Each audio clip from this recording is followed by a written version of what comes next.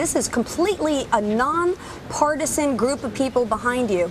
These are considered some of the best in the business. And by my count, there should be 16 advisors back there because Warren Buffett, who was also in attendance at the conference, was on the phone. So it should be the president-elect and 16 top economic advisors. And 17 because Rahm Emanuel is standing there. Rahm Emanuel is there, and we're sure Robert right Gibbs is somewhere in the background. So that kind of gives us an indication of exactly, who's accepted and who hasn't. The president-elect, again, gave us a 3-minute warning 3 minutes ago. So he should be walking out at any point in time. Alexis, go ahead. I was going to say, one of the names to keep an eye on there is William Donaldson. He's the former SEC chair. He's a great... With the Bush administration. Yeah, he's a great name to watch because he was really, really tough, and he was trying to crack down on some of the issues in the marketplace. And that was kind of, some people speculate why he wound up sort of getting the push-off out of the job. But one of the biggest things they need to address, as you know, is going to be the regulatory environment and how they approach that. And he was a big proponent of change and cracking down on things.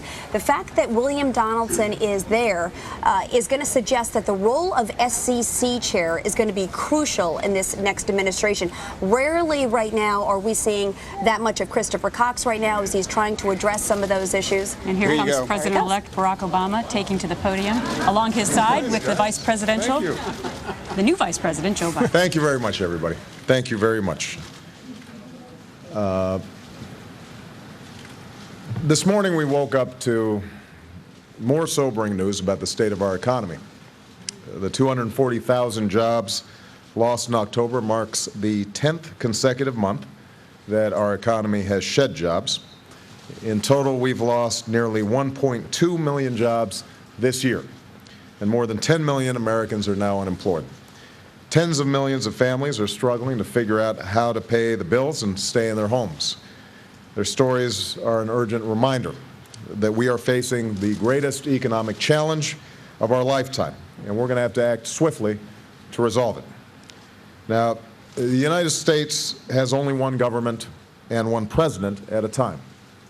And until January 20th of next year, that government is the current administration. I've spoken to President Bush. I appreciate his commitment to ensuring that his economic policy team keeps us fully informed as developments unfold. And I'm also thankful for his invitation to the White House. Immediately after I become president, I'm going to confront this economic crisis head-on by taking all necessary steps to ease the credit crisis, help hardworking families, and restore growth and prosperity. This morning, I met with members of my Transition Economic Advisory Board, who are standing behind me alongside my Vice President-elect Joe Biden. They will help to guide the work of my transition team, working with Rahm Emanuel, my Chief of Staff, in developing a strong set of policies to respond to this crisis. We discussed in the earlier meeting several of the most immediate challenges facing our economy and key priorities on which to focus on in the days and weeks ahead.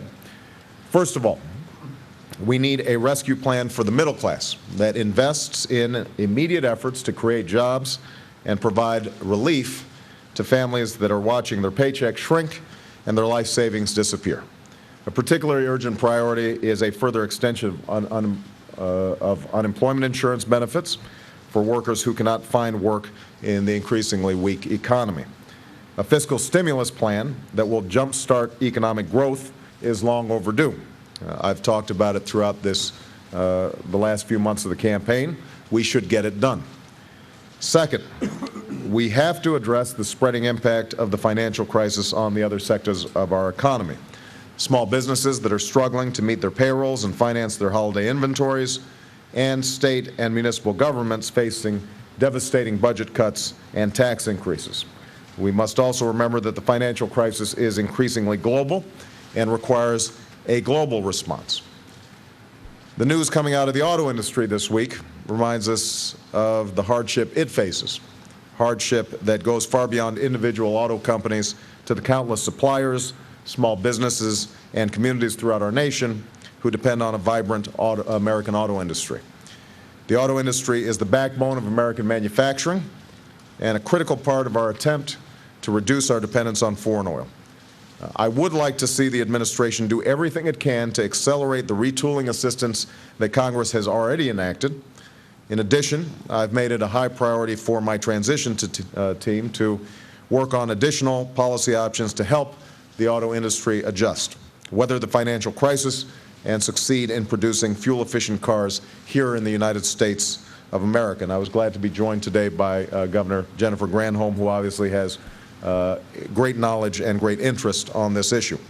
I've asked my team to explore what we can do under current law and whether additional legislation will be needed for this purpose.